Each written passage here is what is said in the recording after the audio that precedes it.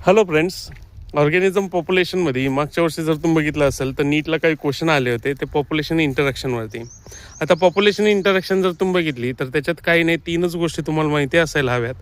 जसे की पॉझिटिव्ह म्हणजे बेनिफिशियल इंटरॅक्शन आहे, निगेटिव्ह म्हणजे हार्मफुल किंवा लॉस आपण ज्याला म्हणतो, आणि तिसरं म्हणजे झिरो म्हणजे न्यूट्रल आपण त्याला म्हणू शकतो. तर काही इंटरॅक्शन जसे की म्युच्युअलिझम, तर दोन्ही ऑर्गॅनिझमचा त्याच्यात बेनिफिट होतो म्हणून त्याला आपण पॉझिटिव्ह इंटरॅक्शन म्हणतो.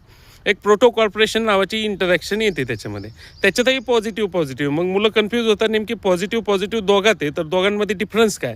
तर म्युच्युअलिझम ही ऑब्लिगेट रिलेशनशिप आहे, ज्यामध्ये होस्ट आणि पॅरासाईट दोघंही तेच असायला हवे, तेव्हाच ती म्युच्युअलिझमची इंटरॅक्शन प्रॉपर होऊ शकते.